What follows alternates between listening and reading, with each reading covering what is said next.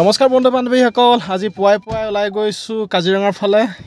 কিনো মন গ'ল নাজানো, আজি আৰু পুৱাই ওলাই যাওঁ বোলো। ঘৰত থাকি বৰ ভাল লগা নাই। আহি আছোঁ, দেখিছেনে কাজিৰঙা কিমান সৌন্দৰ্য পৰিৱেশ। এয়া আপোনালোকেও আহিলে নিশ্চয় দেখে। আজি তাতে অলপ ৰ'দটো দিছে, ৰ'দটো দিওঁতে পুৱাই বহুত ধুনীয়াকৈ সেউজীয়া গছ, কাষত পাহাৰ, কি ধুনীয়া লাগিছে দেখিছেনে আপোনালোকে নিশ্চয় আহি দেখিছে এইবিলাক বস্তু। এই জেগাডোখৰত বহুত ধুনীয়া লাগে। এইডোখৰৰ পৰা আমি অলপ দূৰ গৈ বুঢ়ীমাৰী থান পাম, আৰু বুঢ়ীমাৰী থানত এটা সেৱা কৰি উলটি আহিম বুলি ভাবিছোঁ। এয়া পামগৈ আৰু বুঢ়ীমাৰী থান। এয়া দেখিছে, আৰু খুব বেছি 2 কিলোমিটাৰমান আছে। বুঢ়ীমাৰী থান দেখাৰ লগে লগে আপোনালোকেও এটা সেৱা কৰিব, লগতে লাইক।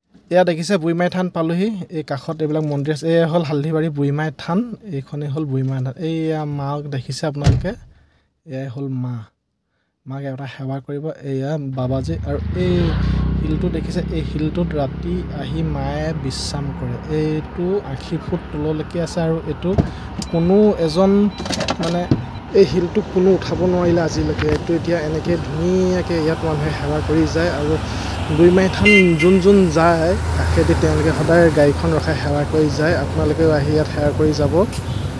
এয়া দেখিছে, এয়াই হ'ল বুঢ়ীমাৰী থান। ঐতিহ্যৰ পৰা আছে। আমিও যদি গুৱাহাটী যাওঁ, গুৱাহাটী গ'লে ইয়াতে এটা সেৱা কৰি যাওঁ, আৰু ঘূৰি আহোঁতেও ইয়াতে এটা সেৱা কৰি মানে ঘৰলৈ উভতো। দেখিছে কিমান ধুনীয়া হালধিবাৰী বুঢ়ীমাৰী থান। আপোনাৰ কাজিৰঙাৰ পৰা 25 কিলোমিটাৰমান হ'ব। 25 কিলোমিটাৰ মানে আমাৰ গোলাঘাট ডিষ্ট্ৰিক্টতে আছে হয় বুঢ়ীমাৰী থান, হালধিবাৰী বুঢ়ীমাৰী থান।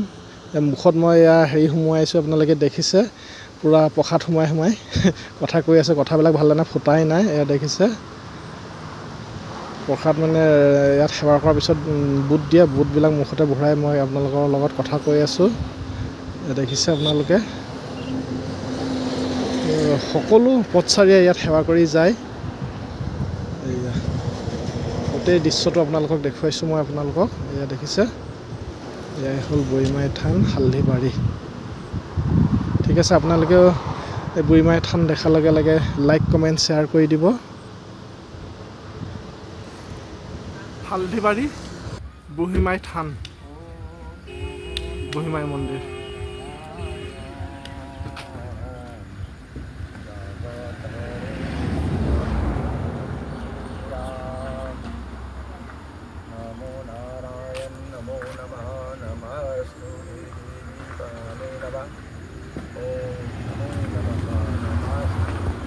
এয়া দেখিছে আমাৰ বুঢ়ীমাৰী থান। এয়াই হ'ল বুঢ়ীমাৰী থান। আপোনালোকে সকলোৱে সেৱা কৰিব, আৰু আপোনালোকে যোৰহাটৰ পৰা যদি গুৱাহাটী যায় তেতিয়া ইয়াত সেৱা এটা কৰি যাব। মায়ে নিশ্চয় সহায় কৰিব আপোনালোকক।